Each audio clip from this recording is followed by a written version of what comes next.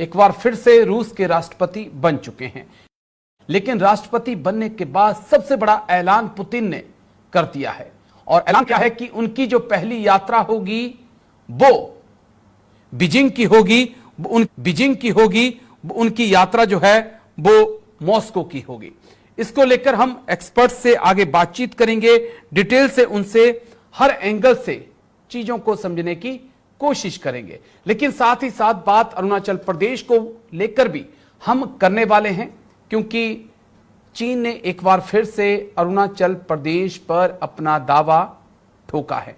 भारत ने साफ कह दिया है कि अरुणाचल प्रदेश भारत का हिस्सा था, है और रहेगा। लेकिन बात इससे आगे की है, और बात यह है कि ये जो बार बार चीन अरुणाचल प्रदेश पर, पूर्वी लद्दाख पर अपना दावा ठोक रहा है, क्या ये आने वाले वक्त के लिए एक बड़ी चेतावनी है कि दोनों देश एक बड़े वॉर की तरफ, जंग की तरफ बढ़ सकते हैं? इसको समझना होगा। एक्सपर्ट हमारे साथ जुड़ेंगे, उनसे हर एंगल से चीजों को समझने की हम कोशिश करेंगे। लेकिन शुरुआत बड़ी खबर के साथ।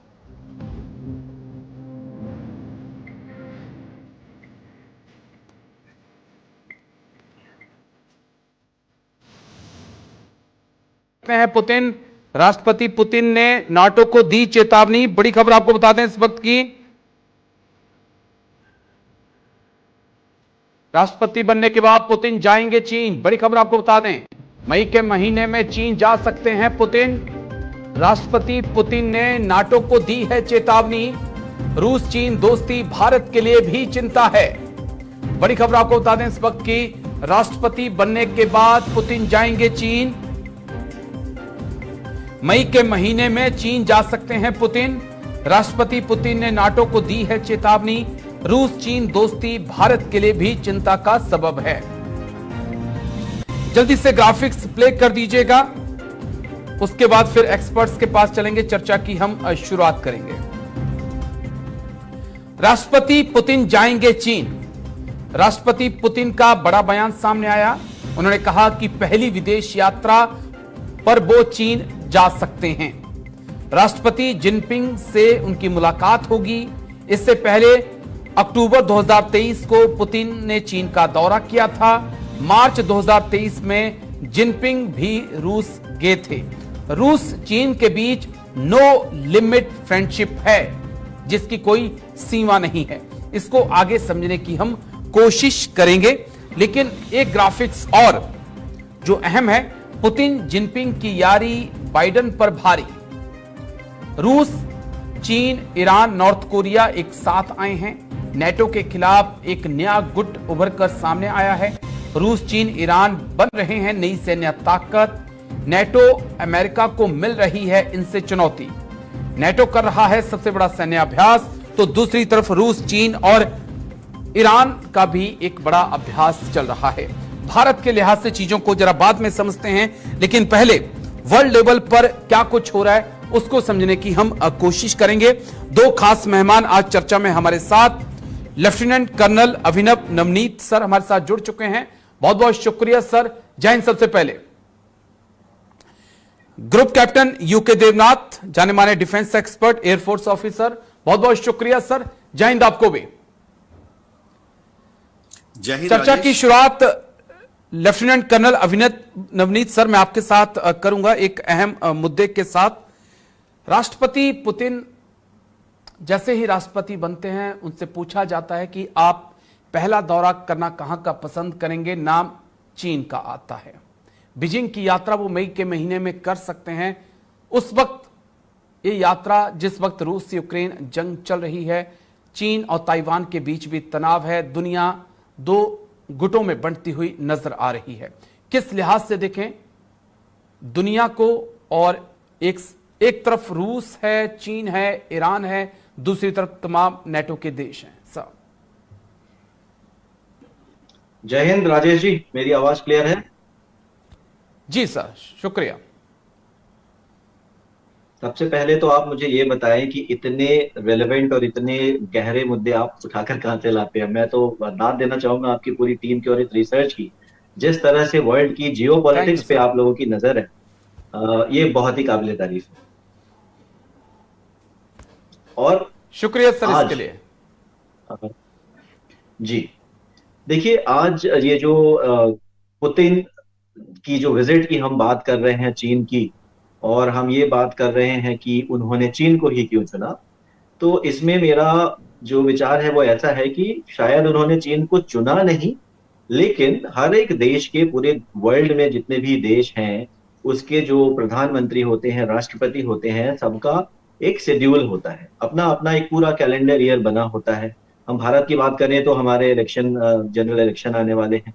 तो पहली बात तो कि ऐसा कुछ होता नहीं है कि हम चुन के ही जाते हैं, मैं इस चीज को नहीं मानता हूं, मेरा विश्लेषण ये है।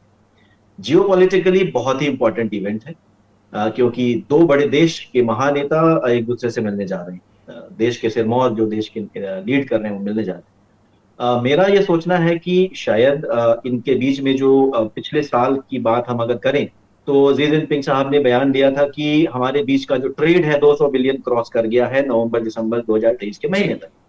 तो मेरी समझ से ये जो पुतिन की विजिट है चीन में, वो एक ट्रेड के बारे में डिस्कशन हो सकता है, और बाकी चीजों पे, जियोपॉलिटिकल चीजों पे डिस्कशन हो सकता है। इसके बारे में बस मैं अभी तो इतना ही कहना चाहूंगा। ठीक है सर, मैं फिर आता हूं आपके पास। लेकिन group captain UK Devnath sir, Nepal के प्रधानमंत्री बनते हैं तो भारत सोचता है कि वो पहले भारत की यात्रा करेंगे। श्रीलंका के प्रधानमंत्री बनते हैं तब भी भारत सोचता है कि वो पहले भारत आएंगे। मालदीव में राष्ट्रपति चुने जाते हैं तो ये उम्मीद रहती है भारत को भी कि वो पहला दौरा भारत का करेंगे। मुझे लगता है कि एक संदेश होता है, मैसेजिंग होती है। जब आप एक पहला स्टेप जो उठाते हैं तो वो एक वर्ल्ड को एक संदेश दिया जाता है कि यस, हमारे लिए ये कंट्रीज या ये देश प्रायोरिटी है। तो क्या पुतिन जिस प्रकार से बीजिंग को चुन रहे हैं वो अमेरिका के लिए एक संदेश है कि आप एक तरफ और अब हम एक तरफ? देवनाथ साहब। जी हाँ राजेश जी, ये समझना पड़ेगा कि आज दुनिया के पटल पर रूस जो है और व्लादिमीर पुतिन जो है थोड़ा सा अलग थलग पड़ गए हैं। यूक्रेन युद्ध के बाद से ही पश्चिमी देशों ने, नेटो देशों ने उनको कट कर दिया है। और बात यह है कि अमेरिका के दबाव में आकर अफ्रीका और एशिया के काफी देश जो हैं वो अब रूस से, हिंदी में कहावत है, कन्नी काट रहे हैं। अमेरिका ने भारत के ऊपर भी दबाव डाला था कि रूस से अपना जो ट्रेड है, व्यापार है, उसको कम कर दो, शून्य कर दो। लेकिन भारत ने अपनी विदेश नीति के तहत रूस के साथ अपने व्यवहार को और व्यापार को मजबूत बनाए रखा। अब पुतिन को दुनिया में दोस्त चाहिए, बहुत ही व्यवहारिक प्रश्न है। तो दुनिया में उनके दोस्त कौन है? हाँ, भारत उनका दोस्त है, ईरान उनका दोस्त है, कोई शक नहीं है। इसी तरह से चीन और नॉर्थ कोरिया भी रूस के मित्र हैं। अफ्रीका के कई देश हैं, जो कि साउथ अफ्रीका में नाम ले ही लेता हूं, काफी देशों के साथ रूस के अच्छे संबंध हैं। अब पुतिन जा रहे हैं चीन। हाँ, इसमें कोई शक नहीं है कि पुतिन के लिए इस वक्त चीन बहुत महत्वपूर्ण देश है, क्योंकि दुनिया के पटल में अमेरिका को बैकफुट में अगर रखना है तो रूस को चीन की दरकार है और चीन को रूस की दरकार है। रूस क्या चाहता है चीन से? रूस चाहता है कि चीन ऐसा कुछ करे कि अमेरिका का पूरा ध्यान जो है साउथ चाइना सी, ईस्ट चाइना सी और प्रशांत महासागर में भटक जाए। और इसी तरह से चीन क्या चाहता है रूस से? चीन रूस से यह चाहता है कि रूस ऐसा कुछ करे कि अमेरिका का पूरा ध्यान पश्चिम एशिया में और नेटो कंट्रीज के साथ भटक जाए। यानी अमेरिका अपना पूरा ध्यान, फौजी ध्यान भी नेटो कंट्रीज की तरफ रखे, अरब कंट्रीज की तरफ रखे, ओपेक कंट्रीज की तरफ रखे। तो दोनों ही एक दूसरे के पूरक हैं। इसमें कोई आश्चर्य की बात नहीं है। ये समझ लेना चाहिए कि ये व्लादिमीर पुतिन के यंगर डेज से, जब से वो केजीबी में थे, तब से उनका 40वां बार चीन जाना हो रहा है। तो महत्वपूर्ण विजिट है, इससे ज्यादा और कुछ नहीं है जी। ठीक है, लेकिन मैं आता हूं, फिर आता हूं, अलग अलग एंगल से चीजों को समझने की कोशिश करेंगे। लेकिन कर्नल अभिनव नवनीत सर, एक चीज और जो मैं समझना चाहता हूं, क्योंकि एक पॉइंट और था कि इस वक्त नेटो अपना शीत युद्ध के बाद का सबसे बड़ा सैन्य अभ्यास कर रहा है। दूसरी तरफ अरब सागर में रूस, चीन और ईरान जो हैं वो भी एक बड़ा नेवल अभ्यास कर रहे हैं। क्या हम ये भी माने कि इस वक्त अलायंस तो हो ही नहीं है, लेकिन पोस्टरिंग ऑफ पावर भी हो रहा है, दोनों तरफ से अपनी अपनी ताकत का एहसास कराने की कोशिश भी की जा रही है। क्या एक नए वॉर की तरफ या नए कोल्ड वॉर की तरफ दुनिया बढ़ रही है सर?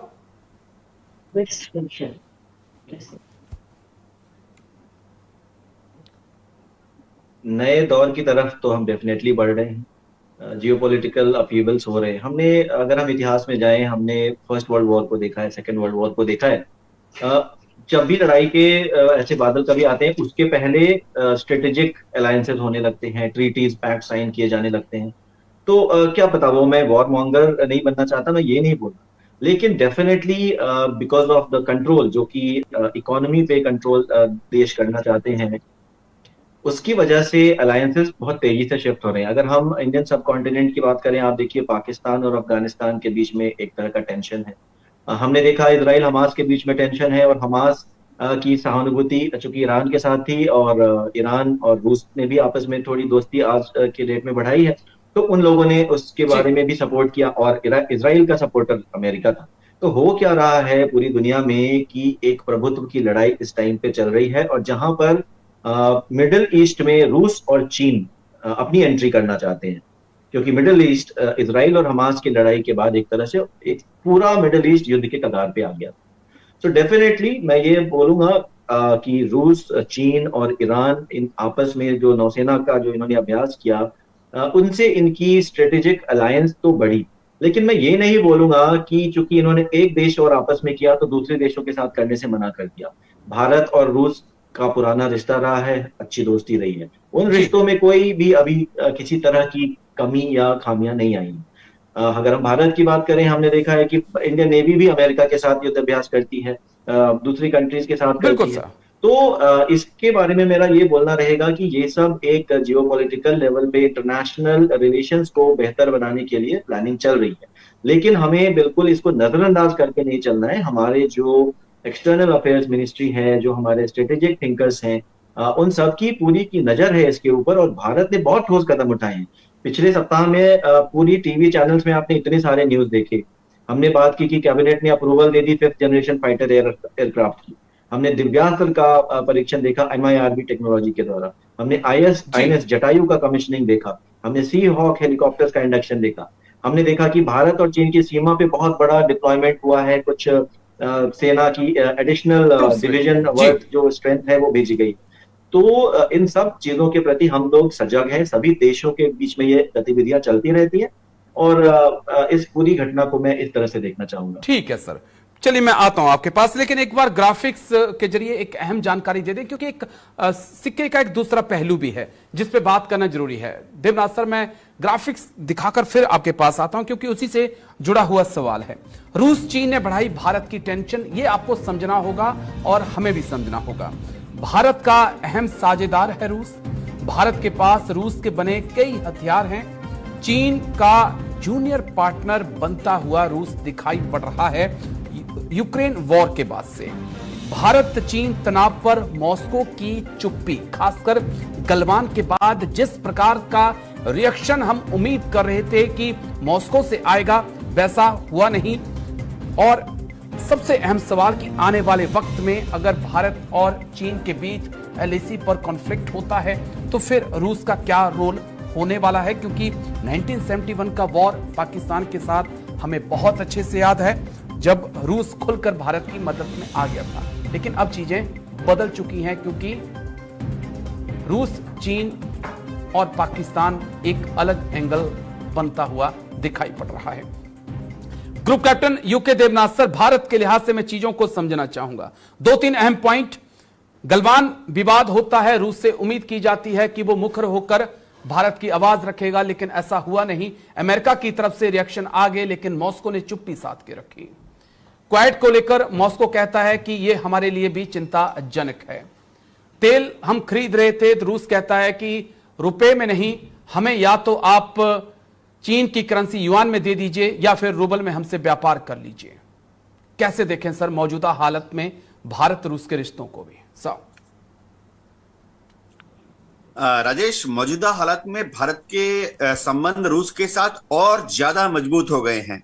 मैं आपको बताना चाहता हूं कि भले ही रूस और चीन मजबूत दोस्ती कर रहे हैं, पहले से भी देखिए, सबसे पहले तो परिप्रेक्ष्य में देखना पड़ेगा कि जब से रूस में जार के शासन के दौरान भी चीन के साथ उनका अच्छा संबंध था। बाद में जब रूस 1917 की क्रांति के बाद बोल्शेविक्स पावर में आ गए, उसके बाद भी चीन में कम्युनिस्ट पार्टी का अच्छा इन्फ्लुएंस हुआ था। शुरुआती दौर में तो चीन ने कम्युनिज्म के ज्यादातर जो लेक्चर हैं वो रूस से ही लिए थे। उसके बाद जब माओ आए, माओ त्से के जमाने में भी चीन और रूस के अच्छे संबंध थे, तो उससे भारत को कोई चिंता नहीं है।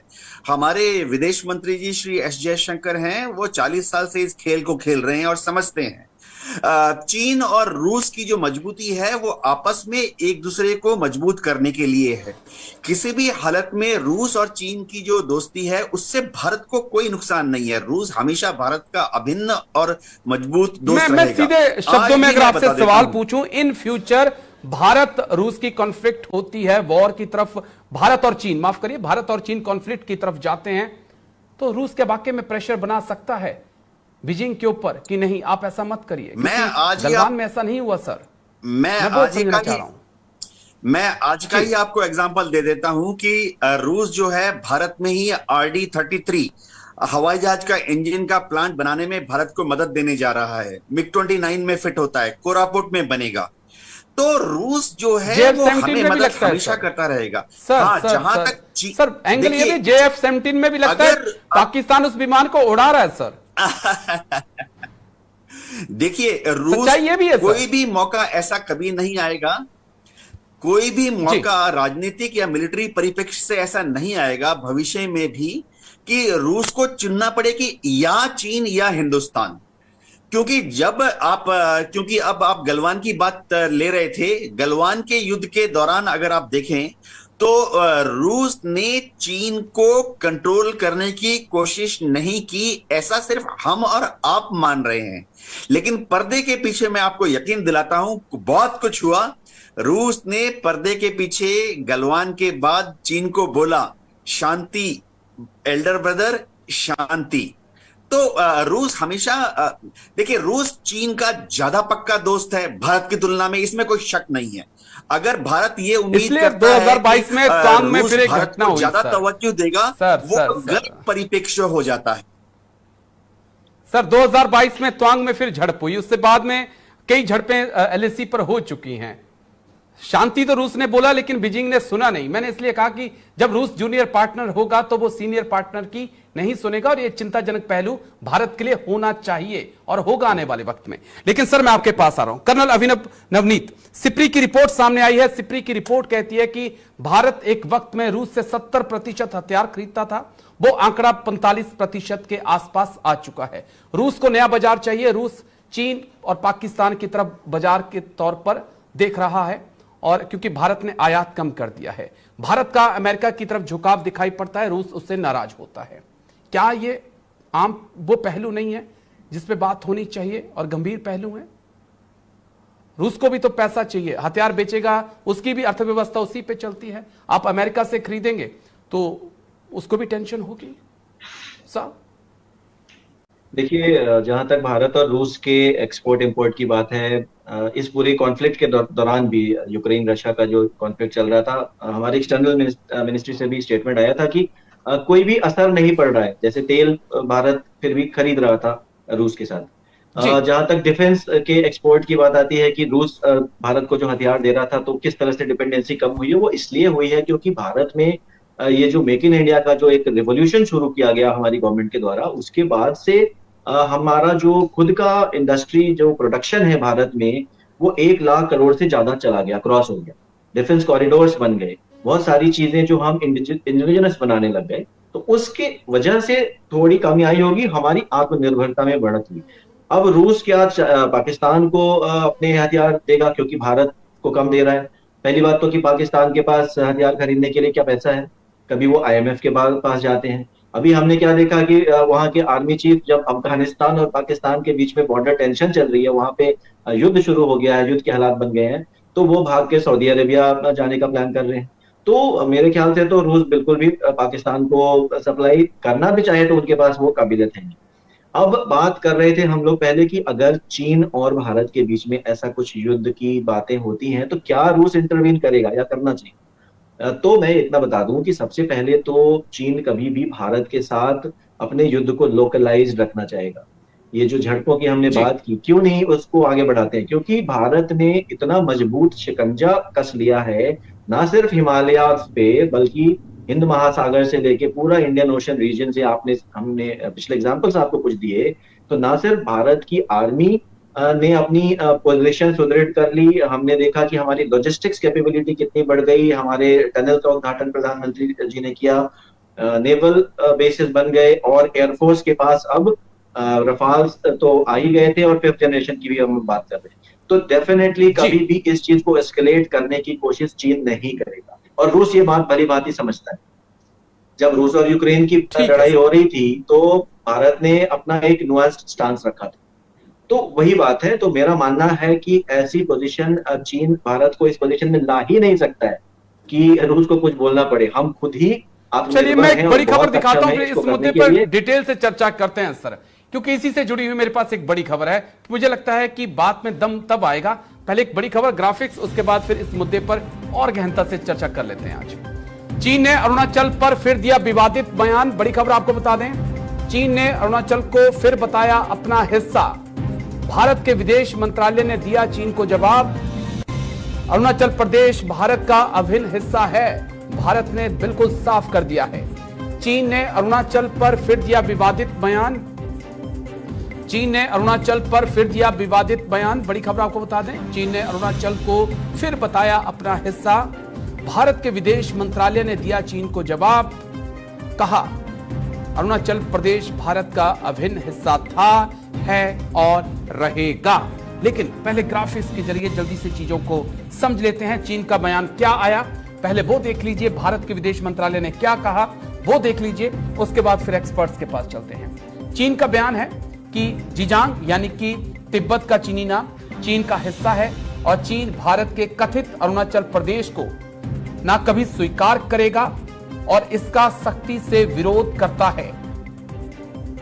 आपको बता दें, प्रधानमंत्री मोदी ने हाल ही में अरुणाचल प्रदेश में सेला टनल का उद्घाटन किया था। ये कर्नल झांग हैं, प्रवक्ता चीन के, जिनकी तरफ से बयान आया। भारत क्या कहता है जवाब में, चीन के रक्षा मंत्रालय की तरफ से भारत के राज्य अरुणाचल प्रदेश पर किए बेतुके दावे पर हमने नोटिस लिया है।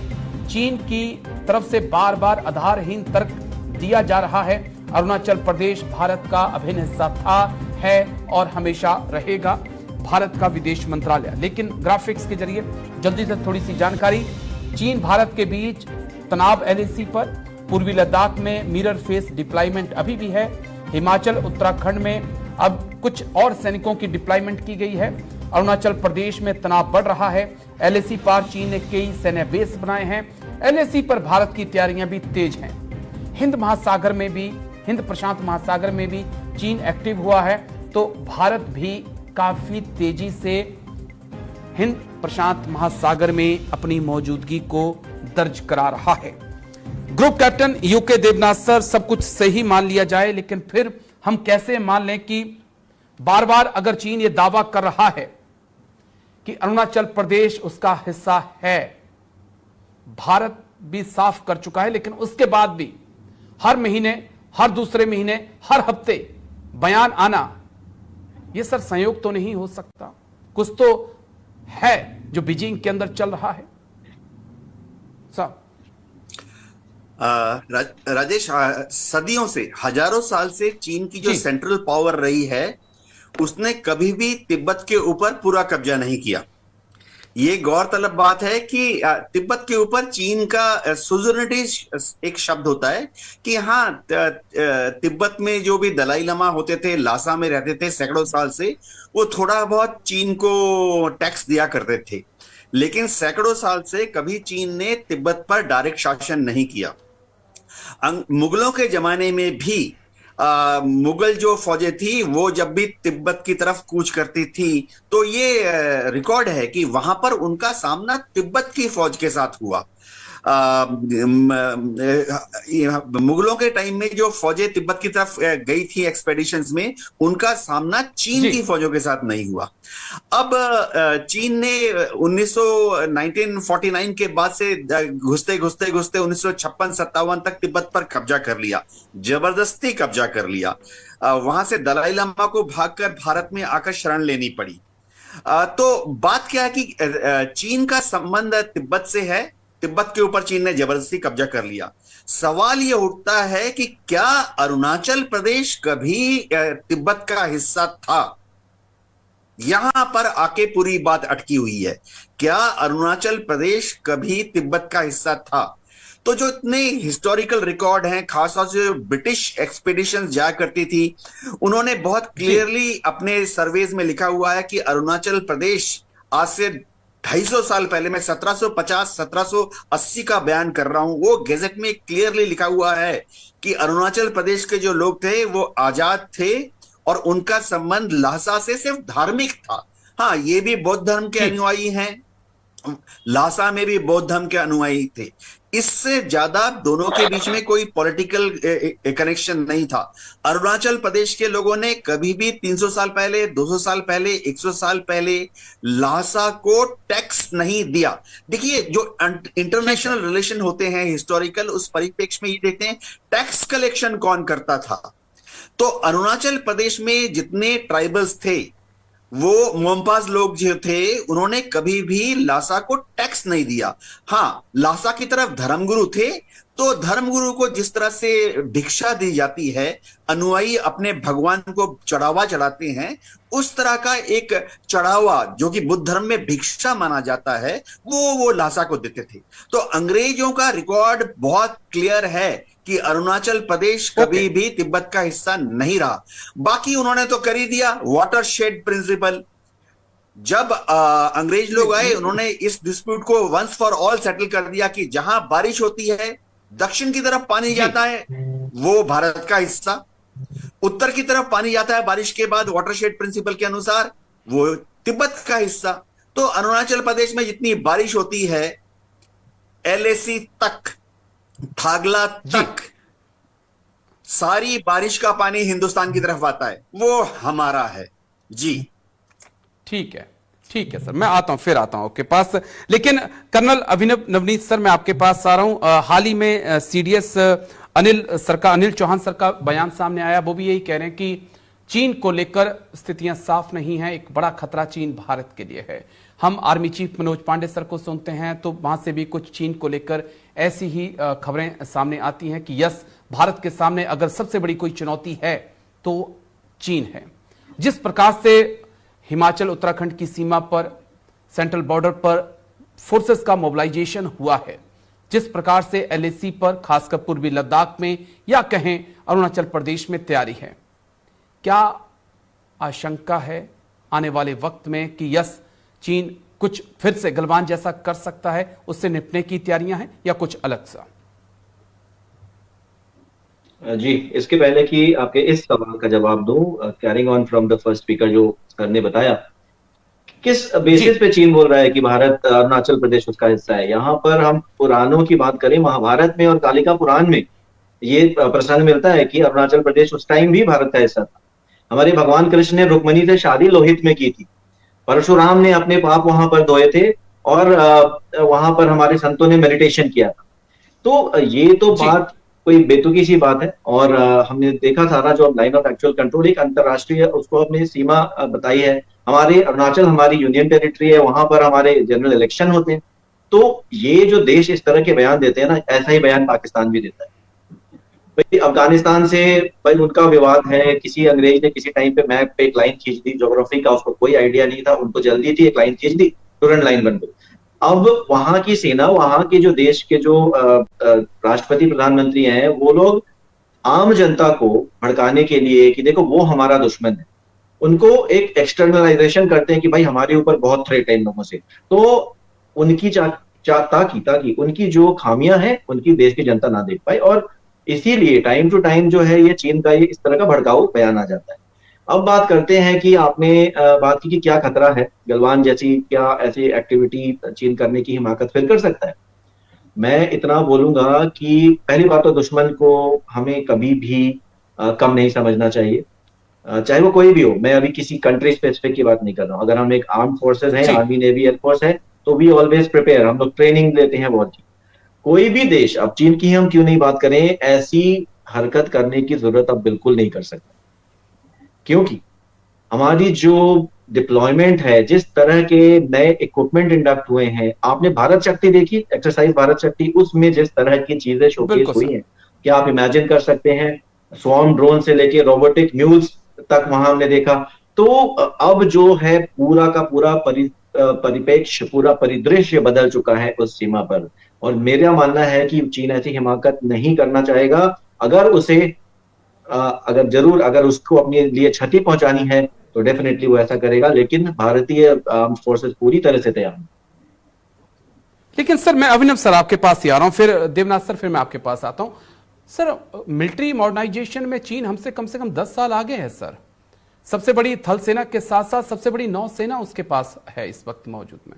अमेरिका तक जो है, अमेरिका के जो चीफ हैं वो भी ये बोल रहे हैं कि आने वाले वक्त में चीन से मुकाबला कैसे होगा। वो खुद जापान को कह रहे हैं कि आप भी तैयार रहिए, तो साउथ कोरिया को कह रहे हैं आप भी तैयार रहिए, फिलीपींस को कह रहे हैं कि यस आप भी तैयार होइए। कैसे ले रहे हैं साहब, वाकई में क्या चीन इतना हल्का है सर? मैंने सही बात है, मैं वाकफियत रखता हूं आपकी बात से कि नंबर्स में बड़े हैं, ठीक है, कोई आर्म फोर्सेस, लेकिन जी नंबर्स पे लड़ाई नहीं लड़ी जाती। ज्योग्राफी भी एक चीज होती है। तो कितनी आपके पास डिप्लॉयमेंट आप उस सीमा पर कर सकते हैं, वो हमारी जो चीन और भारत की बॉर्डर है, बिल्कुल पैरिटी है वहां पर, अगर हम वहां की बात करें। अगर हम बात करें एयरफोर्स की, आपके ही चैनल पे मैंने बोला था कि हमारी एयरफोर्स बेटर पॉइज्ड है इन टर्म्स ऑफ हमारे जो एयर बेसेस बने हुए, और बेटर प्लेटफॉर्म मिक्स है हमारे पास। जिस तरह के हमारे पास फाइटर एयरक्राफ्ट आ चुके हैं, स्ट्रेटेजिक बॉम्बर से जी लेके हमारे जो फाइटर्स हैं, हमारे रफाल, सुखोई, मिराज, जैगवार, ये सब की जो एक और तेजस, तो प्लेटफॉर्म्स हमारे अलग हैं। अगर हम नेवी की बात करें, तो नेवी में अब भारत के पास दोनों तरफ हमारे एयरक्राफ्ट कैरियर्स, विक्रांत, विक्रमादित्य दोनों हैं। तो दोनों तरफ का सी बोर्ड सिक्योर है। हमारे पास आईएनएस अरिहंत है और हमारा नेवल बेस बन चुका है। और दूसरी बात कि चीन के जो स्लॉक्स हैं, जो सी लेन्स ऑफ कम्युनिकेशन है, आईएनएस जटायु के बन जाने जी से बिल्कुल उसकी गर्दन दबोच ली गई। तो डायनामिक्स बहुत होते हैं। तो चीन का जो विवाद है केवल सिर्फ भारत से तो है नहीं। जी सर।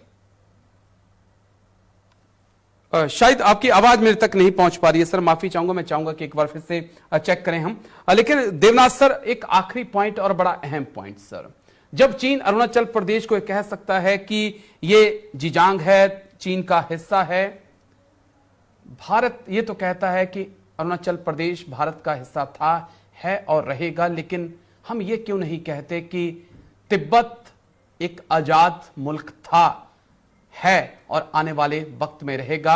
अक्साई चीन भारत का हिस्सा था, है और रहेगा। इस मुद्दे पर खामोशी क्यों सा? देवनाथ साहब। हाँ राजेश, आजादी के बाद से ही बता दूं, सरदार वल्लभ भाई पटेल हमारे बहुत स्ट्रेटेजिक लेवल पर थे। और जब तिब्बत की बात आई तो उन्होंने ऑफिशियली होम मिनिस्ट्री के फाइल में ये लिखा था, सरदार पटेल ने, और फाइल उन्होंने पर्सनली प्रधानमंत्री जवाहरलाल नेहरू को दी थी कि तिब्बत के लिए भारत को ये रुख अख्तियार करना चाहिए कि तिब्बत चीन का हिस्सा नहीं है। लेकिन बहुत डेलिब्रेशन के बाद प्रधानमंत्री नेहरू जी ने उस जमाने में भारत जो था आजाद हुआ था। भारत कोशिश कर रहा था कि इंग्लैंड, अमेरिका के पास रहते हुए रूस से दोस्ती बनाए। सर देवनाथ इस सर, हालत में भारत 1900, मेरी बात सुनिए, 1962 में चीन हिंदुस्तान का युद्ध होता है, चीन की आर्मी तेजपुर तक पहुंच जाती है, लेकिन अरुणाचल को खाली कर देती है, वापस चले जाते हैं वो लोग। वो बात छोड़िए, मैं आज की बात कर रहा हूं सर। आज भी तो हम बोल सकते हैं ना सर, आज भी तो अरुणाचल पे वो दावा ठोक रहा है फिर से। जी देखिए, आज की तारीख में भारत सरकार और विदेश मंत्रालय और जितने हमारे इंडियन फॉरेन सर्विस ऑफिसर्स हैं, एब्सोल्युटली क्लियर है, इसमें कोई शक नहीं है कि ऑफिशियली भारत जो है ये मानता है, मान चुका है और मानता रहेगा कि तिब्बत चीन का हिस्सा है। हम कोई खलबली नहीं पैदा करना चाहते। मैं वही बोल रहा कि कोई जब शंका नहीं आप पैदा वन चाइना करना पॉलिसी मान रहे हो, वो वन इंडिया मानने को तैयार नहीं है, तो प्रॉब्लम तो यहां पे है ना सर। मेरे पास समय का अभाव है, थोड़ा माफी चाहूंगा। हाँ। लेकिन आखिरी पॉइंट कर्नल अभिनव आपसे, जब चीन वन इंडिया मानने को तैयार नहीं है, तो हम वन चाइना को मानने के लिए कैसे तैयार हो जाएं सर? किसने कहा हम ऐसा मानते हैं? देखिए, आप मैं तिब्बत जहां को से कभी शुरू करूंगा बीच में, मुझे बता दीजिए सर, एग्जाम्पल के मेरी तौर पे आवाज मैं को पूछ रहा हूं बिल्कुल- आपसे काउंटर कि जी, तिब्बत पर कब आपने कहा कि ये चीन का हिस्सा नहीं है? अक्साई चीन हमारा उनके पास है, लेकिन हम बोलते ही नहीं है कि ये हमारा। पीओके तो हम बोलते हैं, गृह मंत्री जी ने एक बार अक्साई चीन कहा था, कोई खुलकर बात नहीं करता अक्साई चीन की, हालांकि वो भारत का हिस्सा है, चीन के पास है सर। देखिए, भारत की जो पॉलिसी है वो चीजों को बहुत गंभीरता से समझकर ही कोई कमेंट हमारे देश की तरफ से आता है। ताइवान अपनी लड़ाई लड़ रहा है चीन के साथ, तिब्बत में भी आक्रोश है, वो चल रहा है। तो उनको जब ये मसला खुद से सॉल्व करने की आपस की काबिलियत नहीं रहेगी, तब जाकर भारत जैसे देश को कुछ बयान देने की जरूरत पड़ेगी या फिर कुछ इंटरवीन करने की जरूरत पड़ेगी। तो मैं नहीं मानता हूं कि चीन, और चीन ने, देखिए मैंने पहले भी बोला कि ना सिर्फ एक देश से उसने विवाद कर रखा है, बिकॉज ऑफ अपनी एक्सपेंशनिस्ट पॉलिसी जो अपना रखी है। फिलीपींस हो गया, जापान हो गया, भारत के साथ हो गया, ताइवान हो गया, अब साउथ चाइना सी में आप देख ही रहे हैं किस तरह से चलता है। और फिर वो अपनी दखलंदाजी यहाँ अरेबियन सी में भी करना चाहता है। तो बहुत जगहों पे जब आपकी सेनाएं बढ़ जाएंगी तो आप ऐसे ही खुद ब खुद कमजोर हो जाओगे। और शायद यही वेट एंड वॉच पॉलिसी है हमारे देश की, जो कि हम, क्योंकि हम नीजर रिएक्शन नहीं करते, हम चाणक्य नीति फॉलो करते हैं। हमारी जो स्ट्रेटेजिक थिंकिंग है ना, वो सुन से बहुत ऊपर है, वो चाणक्य नीति है। ठीक है, तो हम इतनी जल्दी कोई रिएक्शन नहीं इसलिए देते। चलिए आप खुद ही देखेंगे आने वाले समय आप में। चाणक्य नीति पे चलते हैं, चीन कहता है कि मैं इस्लामी स्लाइसिंग के ऊपर चलता हूं, 4 कदम आगे जाता हूं, 2 कदम पीछे हट जाता हूं। बहुत बहुत शुक्रिया आप दोनों खास मेहमानों का मेरे साथ जुड़ने के लिए। कर्नल अभिनव बहुत बहुत शुक्रिया, group captain UK Devnath sir आपका बहुत बहुत शुक्रिया मेरे साथ खास चर्चा में हिस्सा लेने के लिए। तो डिफेंस स्पेशल में आज मेरे साथ इतना ही। इसके बाद एक छोटा सा ब्रेक के उस पार ग्लोबल ब्रेकिंग के जरिए दुनिया भर की तमाम बड़ी खबरें। छोटा सा ब्रेक, ज्यादा